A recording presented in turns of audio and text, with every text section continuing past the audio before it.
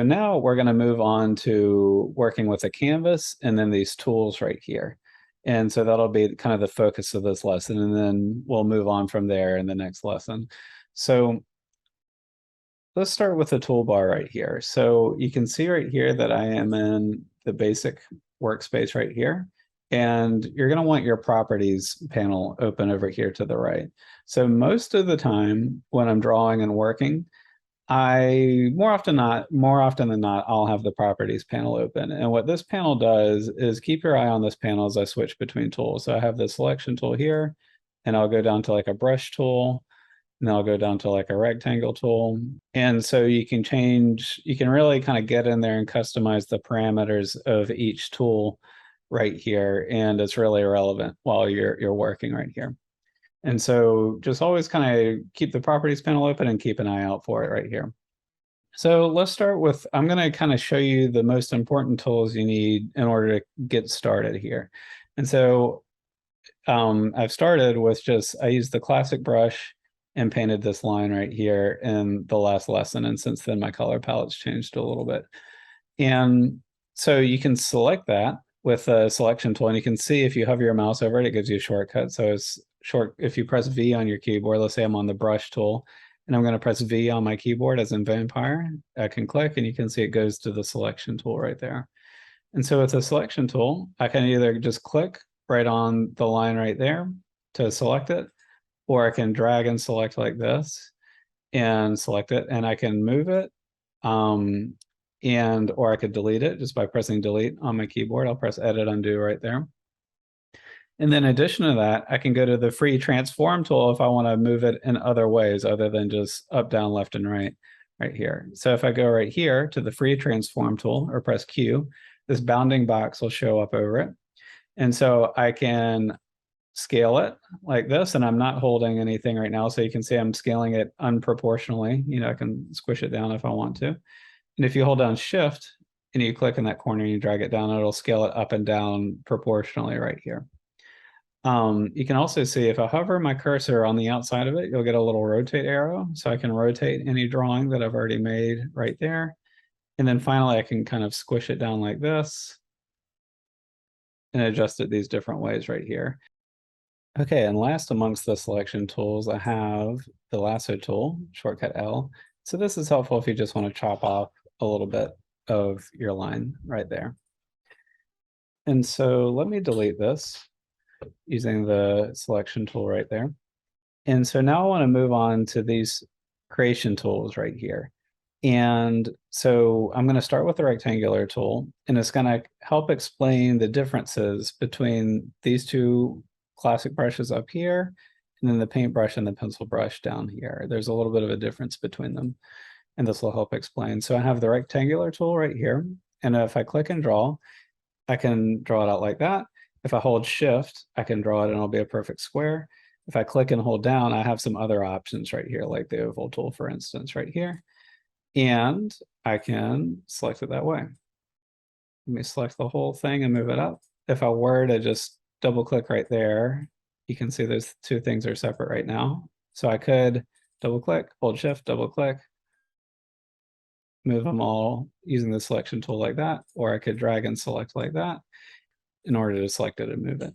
And so you can see right here, if you look at the bottom, we have the fill color, which is the color in the middle of it right here. And then we have the stroke color, which is the color on the outside of it. And if I do the selection tool and I select it, you can see that I can change the fill color and the stroke color. So I could even change the colors by double clicking right here. And the color menu in Animate gives you access to their default swatches right here, which is a pretty limited library right here. And you can actually create your own swatches later, which is something that'll be important I'll show later.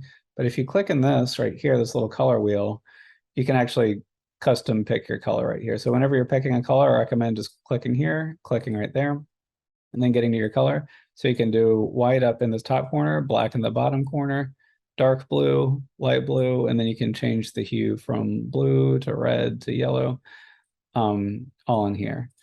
And so you can change your fill color and you can change your stroke color, same operation right here.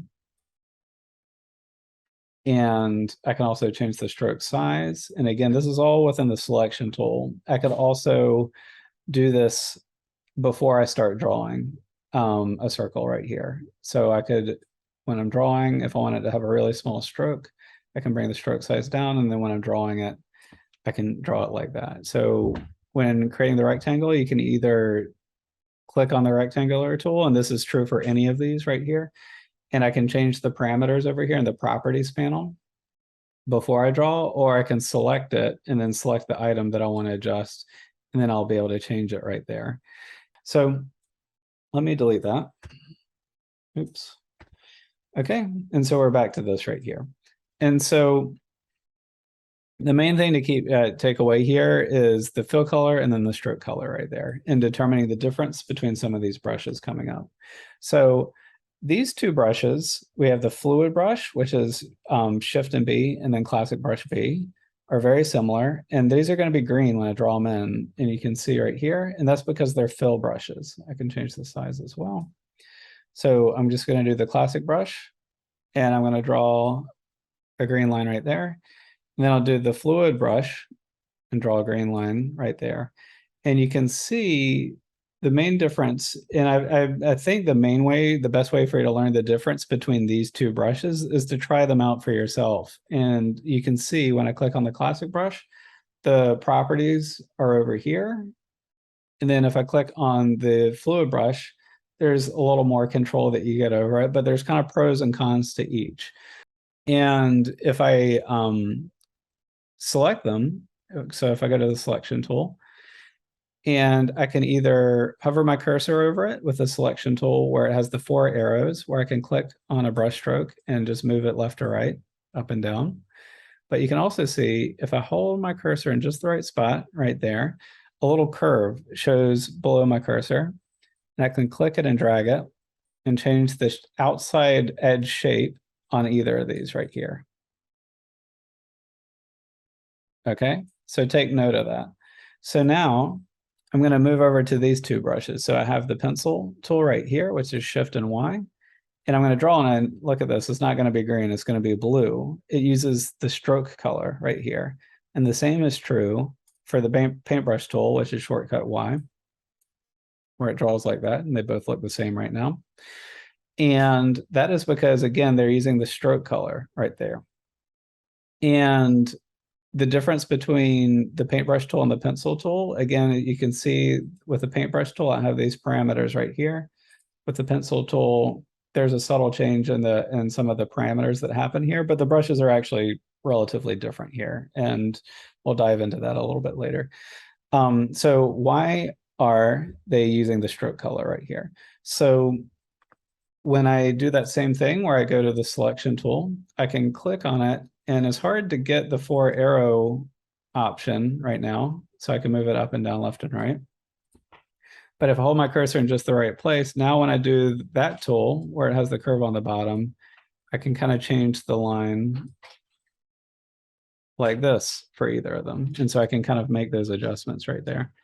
And so that brings me now to the the SubSelection tool right here.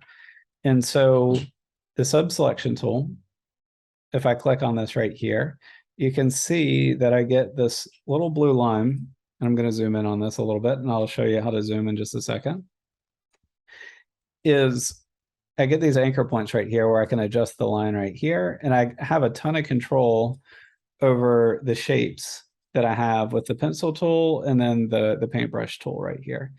And similarly, if I press A or go down, click and hold the SubSelection tool, I can change those parameters on both the classic brush and the fluid brush right here. But you can see that the anchor points go along both sides of it right here. And so that can be an advantage to some people depending on your workflow and a disadvantage to others. And when you're working in the program, you'll just have to kind of figure out which one you prefer.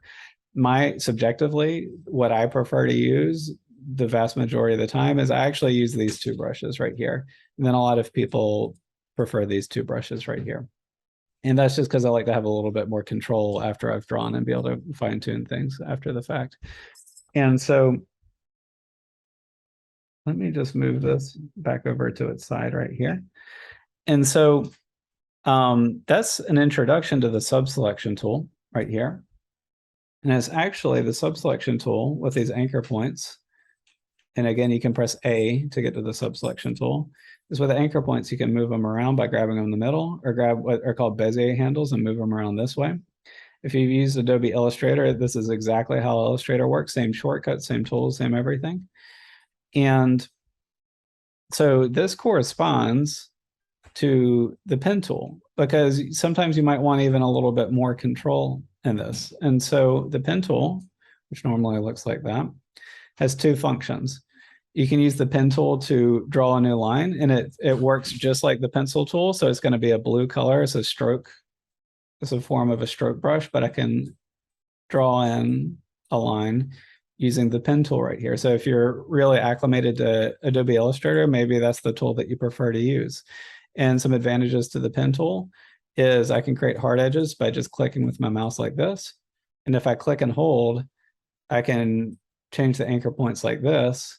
And then finally, if I click and hold and then hold the space bar, I can move my anchor point while I'm trying to place it. And so once you get really good at using this pen tool, and it just takes a little bit of practice, you can get super precise with it and have really clean character line art using this tool right here. And then I just close it up just by bringing it to its final place right there. Oops. And let me see if I can not mess that up. Here we go. Sorry about that. And I can bring it into its final point. You can see the pen tool shows a little O at the bottom of it when you're about to close a loop right there. So close it in, and you have a lot of control that way. And so the pen tool works in that way, where you can just draw an original line right there. And I'm just going to delete it right there and go back to my original two lines over here. But it also, with either of these two pencil tools, you can use the pen tool to have further control. And so a lot of times you'll see me use these shortcuts to kind of get back and forth between these. So I have A to get to the subselection tool right here. But then I also have P for the pen tool, but I can add anchor points. I can delete anchor points. And then finally, we have this last tool called convert anchor point tool, which I'll show in just a moment. And so if I want to add an anchor point, I can either press P and then plus to go to this. And you can see it adds a new anchor point right there. And something that's nice is it conforms to whatever existing line that you've already created right there. And I can press A after that, or go up to this tool right here. And I can move that anchor point around right there. If you decide it has too many anchor points, you can press P and then minus, or just go down here and P minus and delete some anchor points right there. And then finally, we have this tool, the convert anchor point tool, which is a different shortcut if you want to use it. So you can either do the drop down menu like this, or you can press Shift and then C. And there's a little upside down V. And so what this tool does is if I click on an anchor point, it turns it into a hard edge right there for you. And then if I click and hold on an anchor point, it gives me a Bezier handle. So if you ever have a hard edge on a line and you want to give it a curved edge, you find this tool or press Shift and C, and you can move it around that way. And then again, if I want to move that anchor point physically, like move that anchor point from here to here, I might want to press A or press this button up here and click and drag it right there. So that's an introduction to the differences between some of these brushes right here. And so let me delete all of this. And I'm going to, with the classic brush, draw a circle right here. And then with the pencil tool, I'm going to draw a circle over here. And I'm going to show the paint bucket tool. So the paint bucket tool, you can press K to get to that shortcut. It's going to fill in the gaps, and it's going to use the fill color for that. So remember, you change the color the same way as before, where you can choose from their limited swatch library right here, or you can go up here to the color wheel and choose a color right there. And you can see that the fill color, the paint bucket fill works on both of these. And in the future, if you're having trouble filling things in, I'm going to have a future tutorial on like line cleanup and creating finished looking animations. This button up here. So I'm under the properties window under the paint bucket tool. You can have it close larger gaps, and there's kind of a few controls that you can look out for on them. Okay, so a few minutes ago, I promised to show, I'm going to skip some of these tools because I'm just trying to show the main tools that you need to kind of get going in this program right now. And so these are two really important tools right here. And that refers to zooming in and out, which is this button right here, shortcut Z, and then the hand tool, which is shortcut H. And you can also use spacebar for this. And I really highly recommend, if you're going to learn any shortcuts in this program, probably these two right here. And I've got the zoom tool right here. So remember, you can press Z. Your cursor turns into a little magnifying glass and with a plus on it. So I can just zoom in, and it's going to zoom in wherever you click. And if I press and hold Option on a Mac, Alt on a PC, you can zoom back out right there. And then if you press H on your keyboard, or this button right here, you can pan around. It works better if I'm zoomed in. So I'm going to zoom back in. I'll press H, and I can pan around my image right here. Remember, you can also hold spacebar right there. And let's see here. So those are two of the main functions right there. You can also notice, if you take your attention over to this area, that I can zoom in to 200% right here.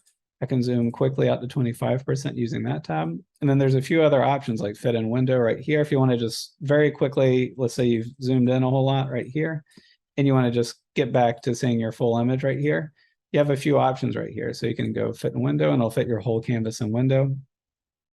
And if you do show frame, oh, whoops, wrong one, show all, it zooms in to the whatever objects that you've drawn right here. So if you want to zoom in and it just wanted to be tightly zoomed in on whatever you've drawn so far, you'll choose this option, show all right there. And one last thing I want to show is when you're drawing sometimes, let me get zoomed in, but not too zoomed in right here, especially if you're working on a stylus or something like that, sometimes you're going to want to rotate your canvas around. So we have the H tool right here, and you can see that there's an expander under it, and you have the rotation tool right there, but you can just press Shift and H. So I'm holding Shift and H right here, or sorry, clicking Shift and H, and this little target shows up right there.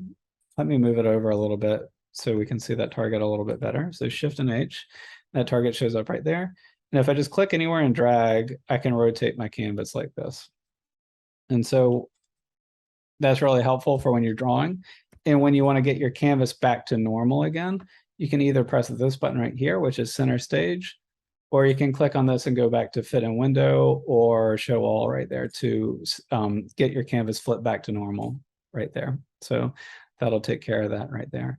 And so those are the tools that you need to kind of get going in Adobe Animate. Hopefully I've explained well enough the differences between these tools and what I highly recommend doing. And we'll go into each of these tools in more detail, down the road in the class, but I really recommend just kind of getting into the program and getting your hands on these, knowing the differences between them, and you'll start to kind of figure it out as you go here.